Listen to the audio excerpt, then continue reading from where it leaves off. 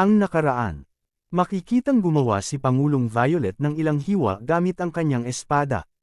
Pinagpuputol niya ang mga sel nito at pinagpira-piraso ni Pangulong Violet ang kanyang katawan, hanggang sa hindi na makita ang Blood Queen.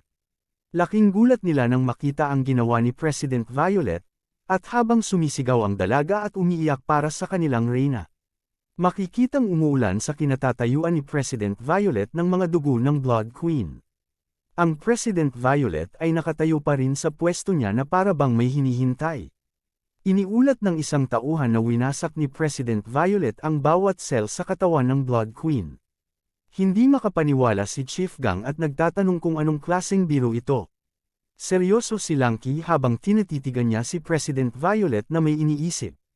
Natahimik din si Department Head sa nakita. Nagsalita si Pangulong Violet na alam niya na hindi siya ganito kahina. At sa tingin ba niya na hindi niya malalaman na buhay pa siya? Ang cell ng Blood Queen ay nanunumbalak, at ang dugo ay nagsisimulang bumalik sa itaas, at ang dugong nagkalat sa paahan ni Pangulong Violet ay bumabalik din. Sa pagpapatuloy, nagsisimula ang chapter na ito kung saan, makikita ang nagkahiwa-hiwalay na katawan ng Blood Queen ay nagsisimulang mabuo sa harap ni Pangulong Violet. Ang kanyang kamay ay unti-unting bumabalik sa dati, mula sa buto hanggang sa balat. Ang kanyang katawan ay mapapansing na buo na. Nakatayo ng habot-hubad ang Blood Queen sa harap ni President Violet matapos muling bumalik ng buo ang kanyang katawan. Laking gulat nila at patuloy na iniisip kung tao pa ba silang dalawa. Napansin ni Zombie na malapit nang magseryoso ang Blood Queen. Sinabi ni Zombie kay Blackie na dapat nilang baguhin ang kanilang lugar para mapanood nila ng maayos ang laban.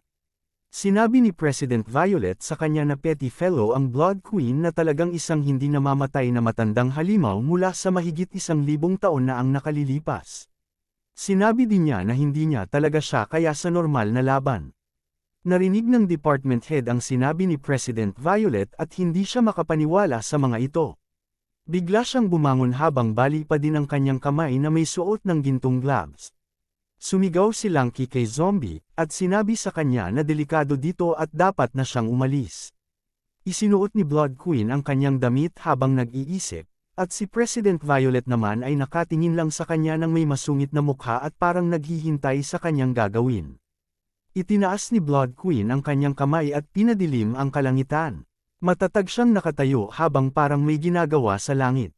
Sinabi niya kay Pangulong Violet na hindi pa sila tapos. Si Pangulong Violet ay tumayo sa kanyang pakikipaglaban gamit ang kanyang espada, at sinabi na ito ay mabuti. Sinabi ni Zombie kay Blackie na ligtas ang lugar na ito sa magiging laban nila. Lumapit si Lanky kay Zombie at tinawag siya. Ang Blood Queen ay tumalon ng napakataas, at damapo siya at naghanda sa pag-atake. Pagkatapos ay hiniwa niya ang gusali kung saan nakatayo si President Violet. Naputol ang gusali at nawasak. Tumalon si Pangulong Violet mula sa gusali, at sa gitna ng gusali ay nagkaharap sila ng Blood Queen ng malapitan. Nagawa ni Blood Queen na hampasin si President Violet sa kanyang mukha, at itinaas ni President Violet ang kanyang espada. Tumalon siya at umatake gamit ang kanyang espada. Nagulat sila nang makita nila ang ginawa ni Pangulong Violet sa lugar. Habang si Zombie ay tila namangha sa kanyang nakita, tila nagtagumpay si Pangulong Violet na makahiwa ng milya-milya sa lungsod. Sa kabutihang palad, ang Blood Queen ay namamahala sa pag-iwas sa pag-atake na ito na nasa kalagitnaan ng hangin. Nainis siya dahil halos mamatay na siya sa atake ni Violet. Namangha ang lahat sa kanilang nakita at maging si Lanky ay hindi makapaniwala sa kanyang nakita. Laking gulat niya nang mapansin niyang buhay pa ang Blood Queen pagkatapos ng lahat ng pag-atakeng iyon. Habang naiinis na din ang department head sa mga nangyayari dahil hindi niya matanggal ang gintong glove sa kamay niya. Gayunpaman, may lumipad sa isa sa mga gusali. Lumapag na pala si Violet sa isa sa mga gusali sa lungsod.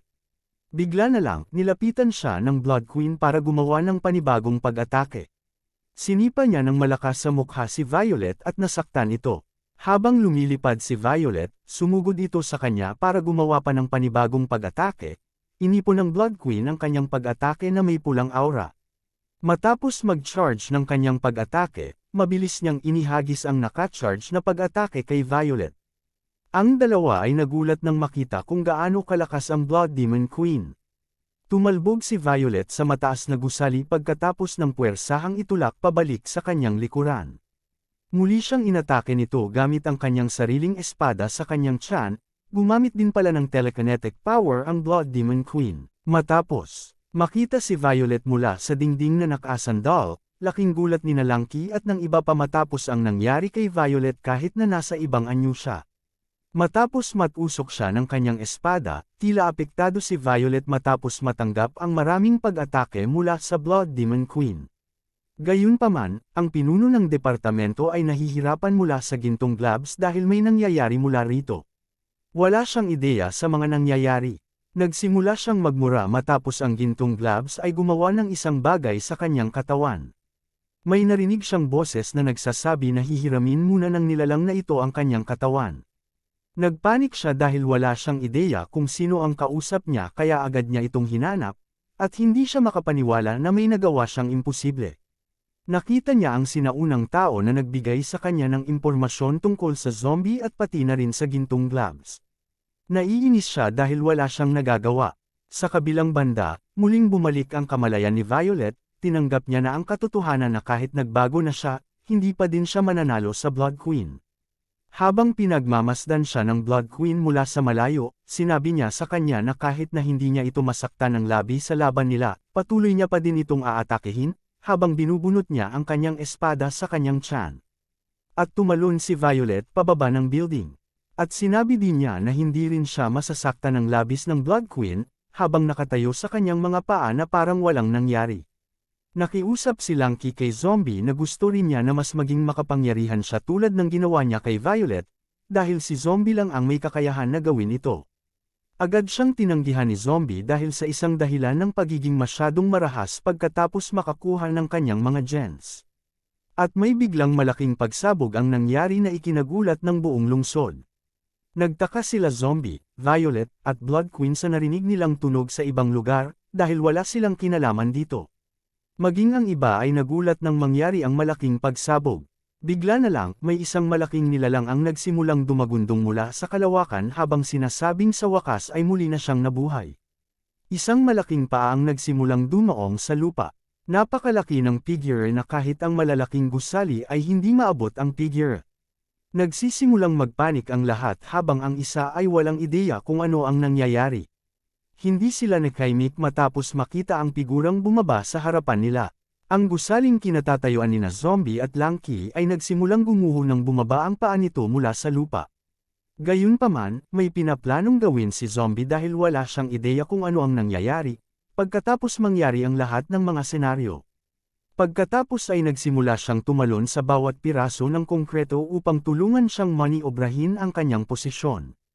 Pagkatapos ay nagsimulang kunin ng Zombie ang lahat ng sabay-sabay. Matapos kunin ang lahat, itinapon niya ang mga ito sa ibang lugar para mailigtas sila. Sinimulan ni Zombie na imbestigahan ang buong lugar upang suriin kung ano talaga ang nangyayari dahil wala siyang ideya. Pagkatapos tumalon sa eksena, isang malaking kamay ang lumapit sa kanya nang wala sa oras. Ang napakalaking figure ay nahuli ang Zombie gamit ang malaking kamay nito. Ikinuyong nito ang kamay pagkatapos siyang maabutan. Samantala, ang Blood Queen ay lumipad sa lakas ng puwersa kasama si Violet na nakahanda pa rin sa pakikipaglaban. Ang napakalaking robotic figure ay nagsimulang kumuha ng isang malalim na sandali upang bigyang diin ang sitwasyon at pagkatapos ay bigla siyang tumawa ng parang baliw. Gayunpaman, ang punong departamento ay nagtatanong kung ano ang ginawa ng sinaunang tao sa kanya. Ito ay lumabas na ang sinaunang tao ay nilinlang lang siya, habang sinabi sa punong departamento na dapat niyang isakripisyo ang kanyang sarili para sa kapakanan ng sangkatauhan. Habang nangyayari ang insidente, lahat ay nakatingin pa rin sa kanila mula sa malayo. Walang ideya ang isa sa mga pinuno kung ano talaga ang nangyayari sa mundo na ikinakatakot niya, kasama ang iba na hindi makapaniwala sa mga nakikita nila sa harap nila, at nag-transform ang department head sa isang god figure. Nagsimula silang mamangha sa kanilang nakita. Ito ay bumalik sa Zombie na nagbubuhat upang madaig ang napakalaking daliri ng malaking figure. Maging ang nasa loob ng eroplano ay hindi makapaniwala sa nangyayari. Makikitang pinipigilan pa din ng Zombie ang daliri ng dambuhalang halimaw. Gayunpaman, ang Blood Queen at si Violet ay tumalon sa aksyon patungo sa pwesto ng department head. Nagsimula silang gumawa ng isang hakbang upang maglunsad ng pag-atake sa kanya kahit papaano, dahil sa makajos nitong kapangyarihan, nagagawa nitong harangin ang kanilang pag-atake gamit ang malakas na panangga. Biglang may lumipad papunta sa kanila, bigla silang pinalibutan nito at nakuha silang bihag na dahilan sa hindi sila makagalaw. Ang sinaunang tao ay nagpahayag ng katapangan nila dahil sa nagawa nila siyang salakayin, nina Violet at Blood Queen ng walang alinlangan. At bumalik sa kabila na ang malaking robotic figure ay nagsisimulang sumilip kay Zombie habang hawak niya sa kanyang daliri, at parang may nararamdaman siyang may kakaiba sa kanya, at makikitang lumabas na naman ang pangalawang anyo ni Zombie. Inikot ni Zombie ang kanyang buong katawan para magkaroon ng puwersa. Habang iniikot niya ang kanyang buong katawan, nagsimulang umikot kasama niya ang malaking robotic finger, gumapang ito sa katawan nito kaya napasigaw siya sa sakit. Nakatitig ang sinaunang tao sa ginagawa ni Zombie. Pagkatapos ay nagsimula siyang tumakbo patungo sa sinaunang tao, habang parang baliw na tumatawa patungo sa kanya. Biglang sinubukan siyang pigilan ng figure gamit ang malaking kamay nito. Masayang nakalutang ang sinaunang tao, habang naghihintay siya ng isang milenyo. Si Violet at Blood Queen ay nagpupumiglas habang bihag ng sinaunang tao, inangat ni Zombie ang kamay ng malaking figure na pumihil sa kanya. Nagsimulang hamunin ng sinaunang tao si Zombie para sa isang rematch, at hiniling sa kanya na ipakita ang kanyang tunay na anyo. Biglang nag-transform ang Zombie sa anyo ng tao habang nakatitig sa sinaunang tao. Natahimik sandali si Zombie at nag-iisip. Bigla niyang itinaas ang braso nito gamit ang isang malakas na puwersa. Nabigla ang Blood Queen nang makita niyang inangat ni Zombie ang isang hindi kapani-paniwalang puwersa. Ang robotic figure ay magsisimulang maglansad ng isang napakalakas na pag-atake. Samantala, ang sinaunang tao ay nagmumura sa Zombie dahil sa mababang pagtingin sa kanya, tinitingnan niya ang sinaunang tao na parang may pinaplano. Habang natatakot si Lanky nang makitang nag-aaway ang mga halimaw na ito. Gayunpaman, ang Zombie ay nagsimulang tumakbo muli patungo sa sinaunang tao. Ang sinaunang tao ay nagsimulang tumawag ng isang hukbo. Nagpatawag siya ng iba pang robot para lumaban kasama niya laban sa Zombie. Nahiya ang mga pinuno matapos mapagtanto na napakalakas ng teknolohiya ng mga sinaunang tao, at para silang mga taong kuweba sa harapan nila. Sa kasamaang palad para sa sinaunang tao, ang Zombie ay madaling namamahala upang sirain ang mga hukbo ng robot ng walang kahirap-hirap. Sa sandaling ito, hindi na nagpapakita ng anumang emosyon si Zombie. Marami pang mga robot ang ipinatawag para labanan ang Zombie. Pagkatapos ay nagsimula siyang sumugod patungo sa mga robot na ito. Sa isang suntok lang, napatay niya ang lahat ng robot na humaharang sa daanan niya. Dahil sa malakas na suntok na ginawa niya, nagawa rin niyang maglanding ng puwersa na naging dahilan ng pagkawasak ng kalahati ng katawan nito. Ang sinaunang tao ay patuloy na tinutuya si Zombie na gamitin ang kanyang buong lakas, sa pag-aakalang mababa pa din ang tingin ni Zombie sa kanya. Bukod dito, nagsimula siyang magpatawag ng isa pang grupo ng mga malalaking robot. Nagsimulang magpanik ang lahat nang makita nila ang isang grupo ng mga malalaking robot, na tinawag ng sinaunang tao. Sinabi nila na ito na ang huling gabi bago ang katapusan ng mundo. Gayunpaman, mukhang kalmado pa rin ang Zombie pagkatapos ang lahat ng mga bagay na nangyayari. Dahil doon, nagsimulang magalit ang sinaunang tao dahil hindi pa rin ginagamit ni Zombie ang kanyang tunay na anyo, hindi katulad noon sa huling laban nila bago siya namatay. Laking gulat nila nang makita si Zombie na nilapitan ng isang kamao ng napakalaking robot. Ang malaking kamao nito ay tumama sa Zombie. Nagdudulot ito ng napakalakas na hangin, na nagpapalipad palayo sa lahat. Ang Zombie ay tumalsik dahil sa napakalakas na pag-atake ng robot na naging dahilan upang mapunta siya muli sa buwan. Pero wala pa ring reaksyon si Zombie pagkatapos noon, at kahit gaano pa kadelikado ang sitwasyon, nanatili pa din siyang kalmado. Samantala, ang departamento ay nakikipag-usap sa sinaunang tao para sa pagpapahayag ng kanyang hindi pag-aproba sa kung ano ang ginawa niya upang patayin ang Zombie. Bumalik kay Zombie, makikitang nasundan siya kaagad ng napakalaking robot sa buwan, habang ang iba ay gulat na gulat dahil sa ilang saglit lang, ay nakarating kaagad ang kanilang laban sa buwan, at kaagad din inatake si Zombie ng robot, gamit ang kanyang malaking kamay, na sinusubukan siyang durugan sa kanyang kinatatayuan. Sa kabutihang palad, ang zombie ay namamahala upang makaalis sa sitwasyon, habang ang sinaunang tao ay nais na tapusin ang zombie sa lahat ng mga pag-atake. Nakatakas siya sa sitwasyon. Pagkatapos ay sumugod si zombie patungo sa ulo ng napakalaking robot. Sinisingil ni zombie ang kanyang kamao. Pagkatapos ay ibinato niya ang kanyang malakas na suntok sa napakalaking robot na ito. Dahil sa kanyang malakas na atake ay nagresulta ito sa pagkawasak ng kalahati ng katawan nito. Hindi nakaimik si Ancient One matapos makitang ganito kalakas ang zombie kahit na hindi ito ganap na nasa huli niyang anyo, natuklasan na ang pangalan ng sinaunang tao ay si Ancient One. Sinabi ng department head sa Ancient One na sa ulat ay naging busy si zombie matapos maging presidente ng lungsod, at pagkatapos, ipinahayag ng punong departamento na ang lungsod ay nasa ilalim ng pangangalaga ng zombie, at kasing husay ito ng iba pang lungsod, hindi lamang sa pagbuo ng kita sa buwis, at sa huli ay hindi niya din sinasaktan ang mga tao. Sa katunayan, maraming beses din niyang tinulungan ang ibang tao. Dahil dito, nagalit siya dahil hindi siya naniniwala sa mga sinasabi ng department head. Ang napakalaking robot ay bumagsak sa harap mismo ng zombie. Tinatanong ng Ancient One ang punong departamento kung ayaw nilang magkaroon ng kapayapaan. Gayunpaman, nakatitig lang si zombie sa kanya nang hindi gumagawa ng anumang paggalaw. Habang nag-uusap sina Ancient One at nag-department head, napangiti si zombie nang maramdaman niyang may kakaibang gagawin si Ancient One, habang nakaharap siya sa mundo nila kung saan nandun ang Ancient One. Nais ng The Ancient One na alisin ang zombie dahil sa pagiging hindi isa sa kanila. Biglang nakita nila ang napakalaking robot na nagre-regenerate sa katawan nito at may bagong material ang pumapalit dito. Nagbabago ito bilang banal na kaparusahan at ito ay nagiging mas malaki pa na may banal na espada sa loob nito. Maraming divine robot ang papalapit sa zombie mula sa buwan. Ibinaon nila ang kanilang espada sa buwan, at biglang nakuryente ang zombie dito. Si zombie ay mukhang malubhang na pinsala mula dito. Bigla na lang siyang nagsalita tungkol sa kahulugan ng lakas. Sinabi niya na dahil lang sa mas malaki sila at mas marami, hindi ibig sabihin ito na mas malakas na sila kaysa sa kanya, habang naglalakad siya papunta sa kanila.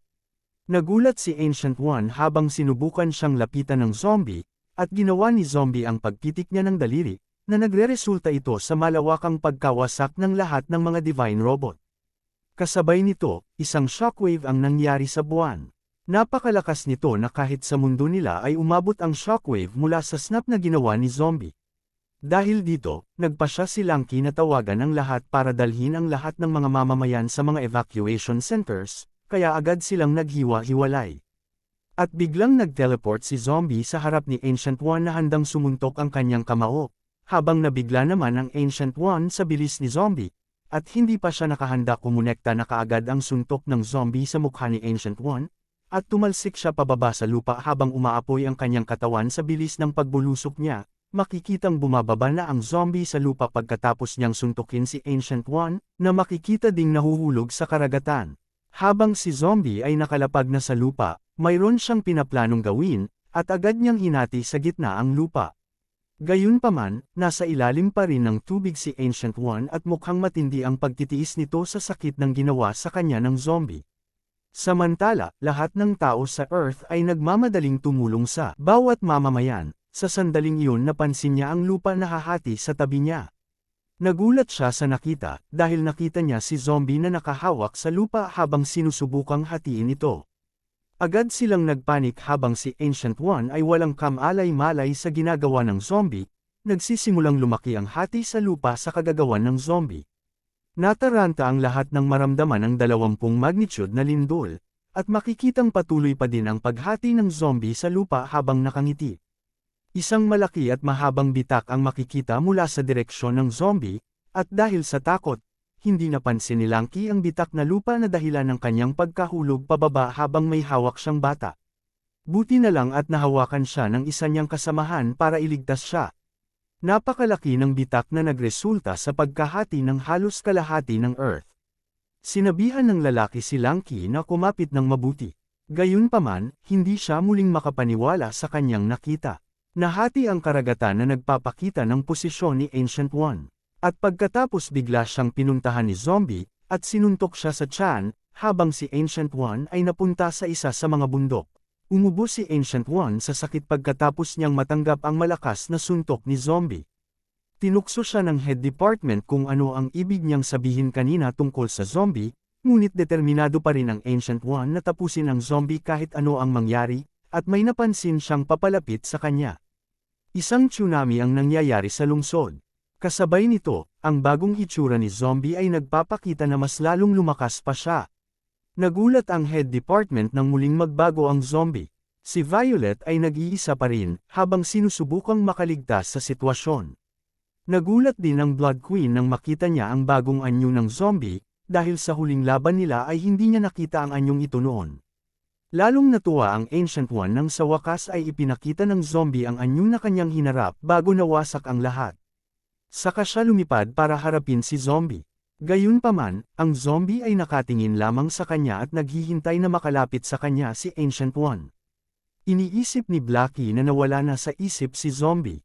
Kaya, agad siyang tumakbo palayo sa lugar at sigurado siyang mapapatay ni Zombie si Ancient One.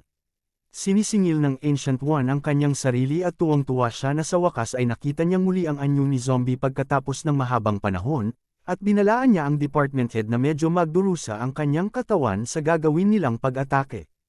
Ngunit walang reaksyon ang Zombie dito.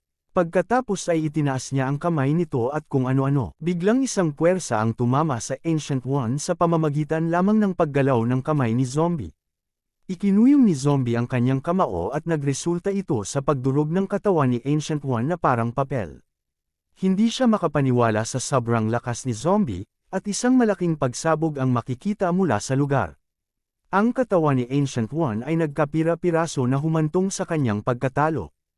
Hindi pa rin siya makapaniwala sa resulta ng kanilang laban kahit na nasa ganoong porma ay hindi pa rin siya nananalo sa Zombie. Sa wakas, ang tunay na katawan ng department head ay nakaalaya na, ngunit sa kasamaang palad ay nagkaroon siya ng butas sa kanyang tiyan. Sumilip ang mga pinuno sa kanilang binocular. Nakita nila ang sitwasyon ng department head kaya inakala nilang patay na ito. May naalala si Blackie na ipinangako nila sa kanilang sarili, na hindi kailanman nila ipapahamak sa kanilang mga kamay ang sibilisasyon ng mga tao. At bumalik kila Zombie, pinitik ulit ni Zombie ang kanyang daliri, ipinasa niya ang kanyang DNA, at biglang namuo ang dugo sa katawan ng department head. Makikita ang department head na nahuhulog mula sa langit.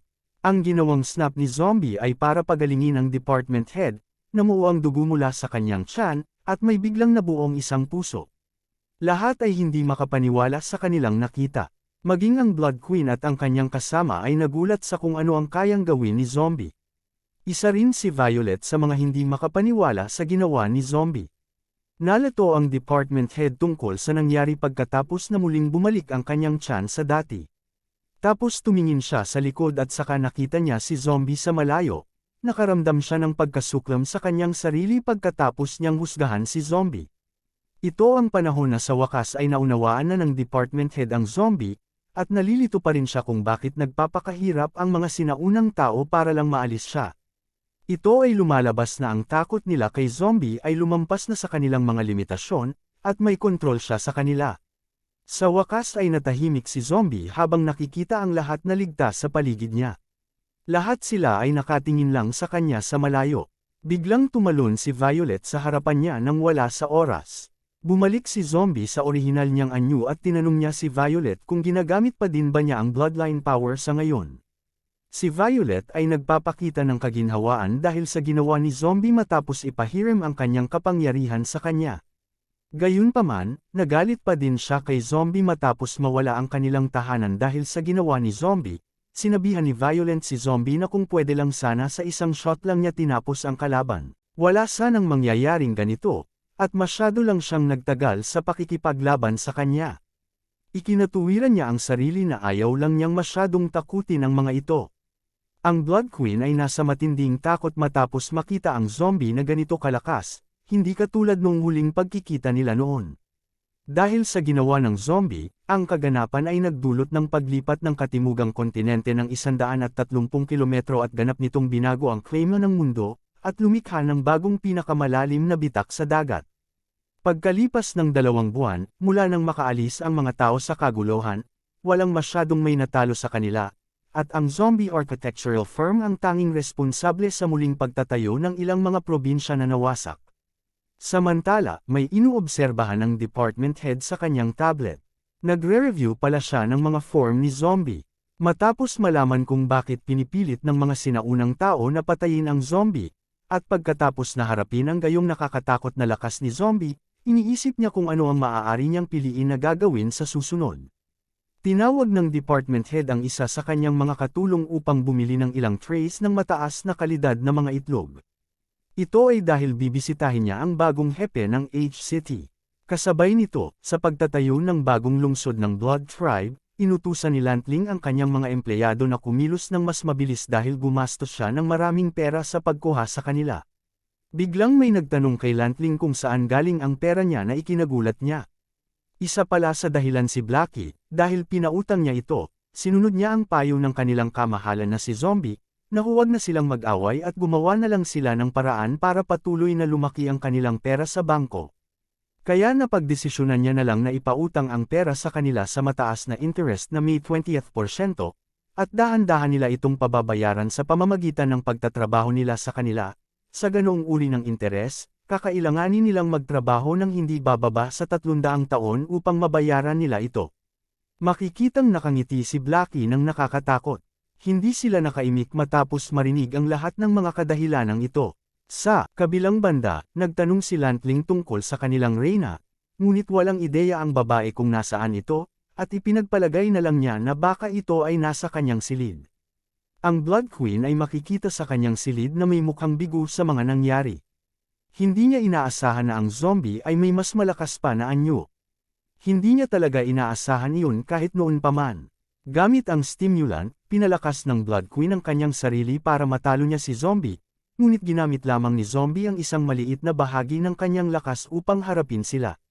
Nang makita nila ang bagong anyo ni zombie, at tinalo niya ang maladyos na sinaunang tao, naunawaan ng Blood Queen na hinding-hindi niya maaabutan ang lakas ni zombie, habang nagsimula siyang lumuha ng hindi niya sinasadya. Kung nagustuhan niyo po ang video na ito, please pa-like at subscribe at i-click niyo na din po ang notifications bell para palagi po kayong updated sa mga bago nating videos. Maraming salamat po.